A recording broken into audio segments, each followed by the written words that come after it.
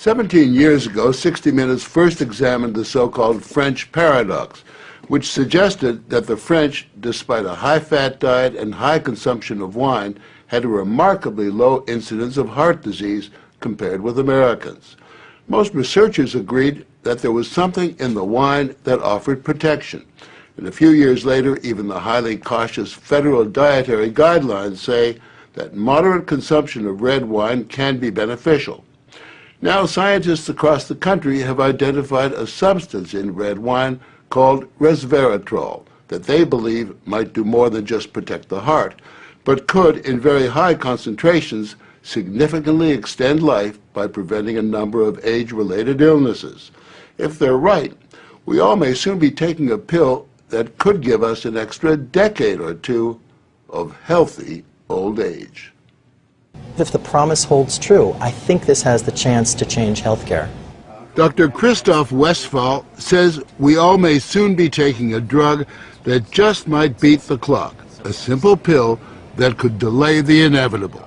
Our goal is to prevent and forestall many of the diseases that strike us as we reach 50, 60, and 70, all with one pill. What you're suggesting is that it's some kind of rejuvenation drug that turns a 70-year-old into a 35-year-old. That might be pretty hard to do, but I think if we're on a train heading one direction, we can slow down that train. I think we can slow down these genes that control the aging process.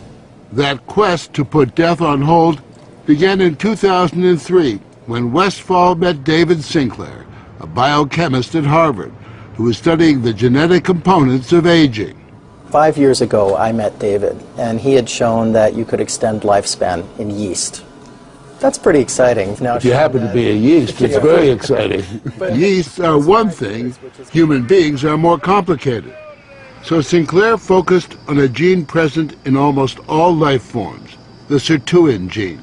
It's normally inactive, but when it is active, Sinclair believes it triggers a survival mechanism that extends life.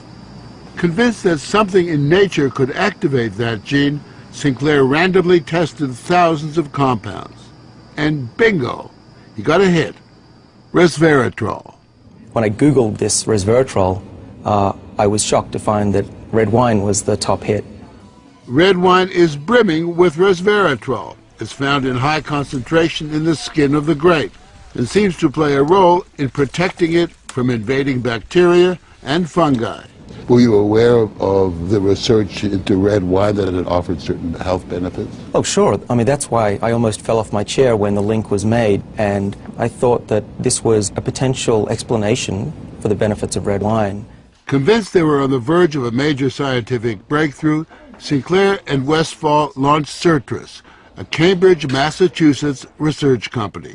They, along with a handful of other cutting-edge biotech companies, are developing resveratrol-based drugs that they believe zero in on the longevity gene. The important news here is not that we found something in red wine.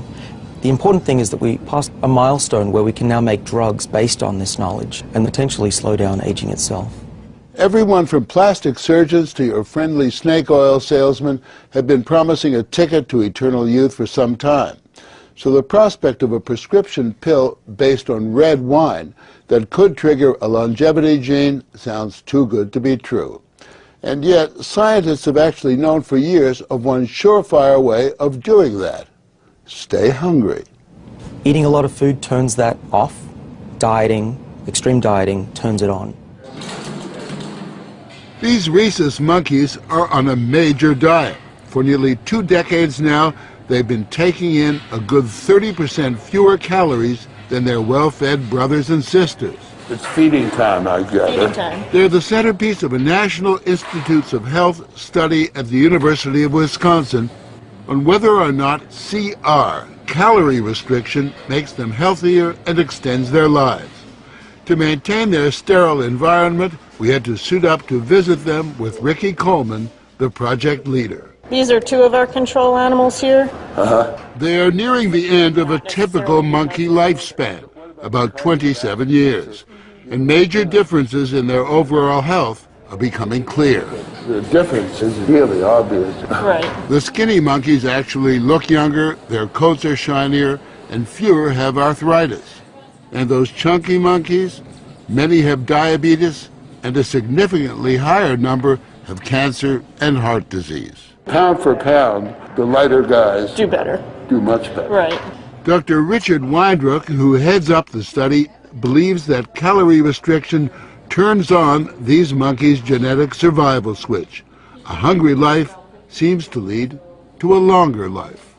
There is an emerging survival advantage for the monkeys on caloric restriction, and 50% of the normally fed animals have died, and maybe 25% of those on caloric restriction. That's a pretty remarkable number.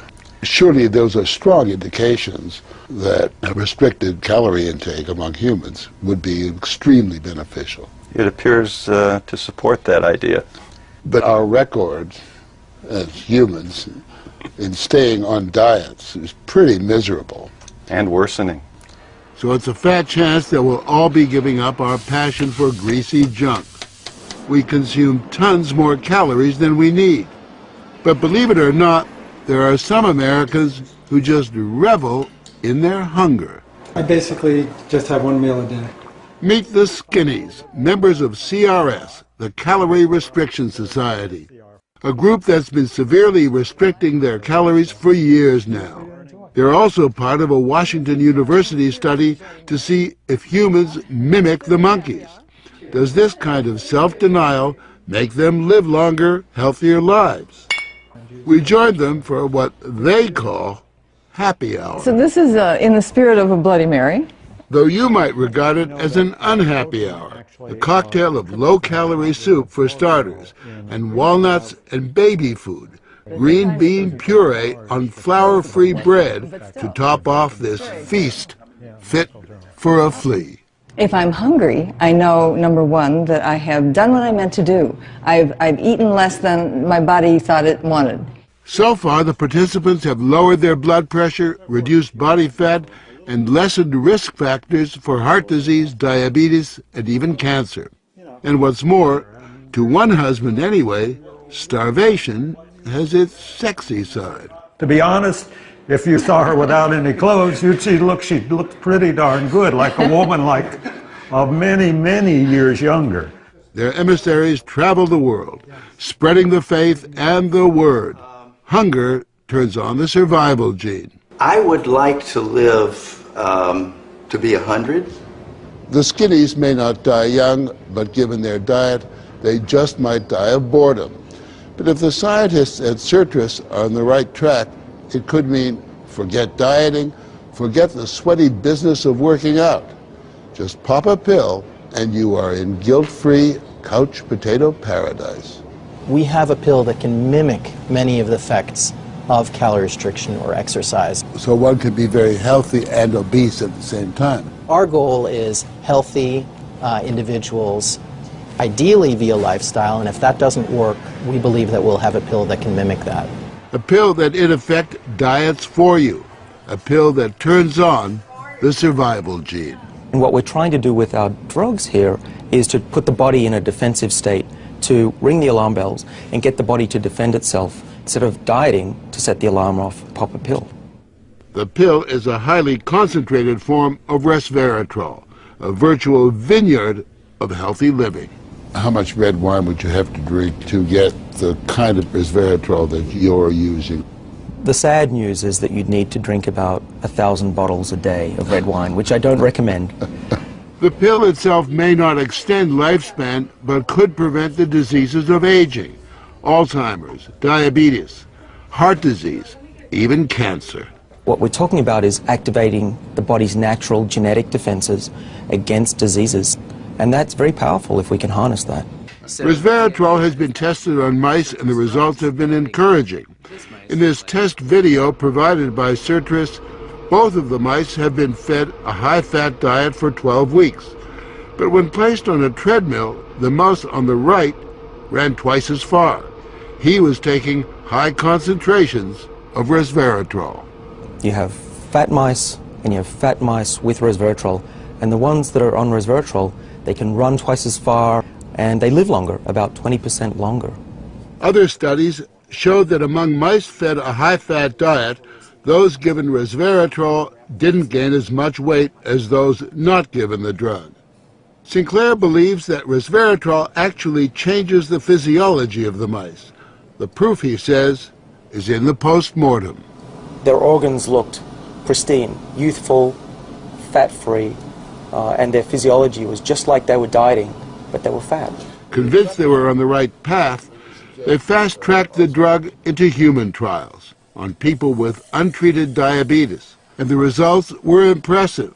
It significantly lowered glucose and insulin levels without the patients changing their diet or taking any other drugs.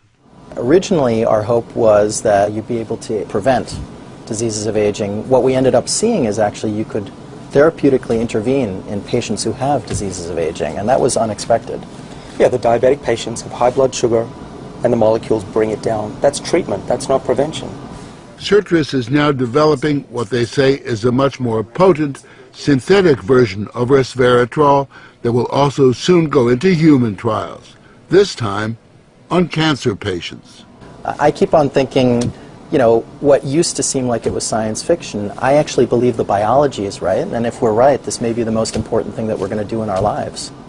Possibly, but it is important to remember that 9 out of 10 drugs that look good in mice ultimately fail in human trials. Still, the speed and results generated by citrus and the resveratrol drugs are unusual, and Sinclair believes these drugs will not only keep people living longer, but will keep them healthy longer. What we're talking about is potentially making a 90-year-old as healthy as a 60-year-old. A 90-year-old can play tennis and see their great-grandkids graduate from college. People will live active, healthy lives and then die quietly in their sleep, and that's really the aim here with these medicines. Are we on the edge of maintaining active lives into our hundreds, for example? Well, we've certainly passed a corner in terms of the science, and someone's going to achieve it, and if it's not us, it's going to be someone else. But the question that most of us want answered is, when do we get this pill? I would say 5 years, to be conservative, that this will happen within our lifetimes. I'm fairly certain about that.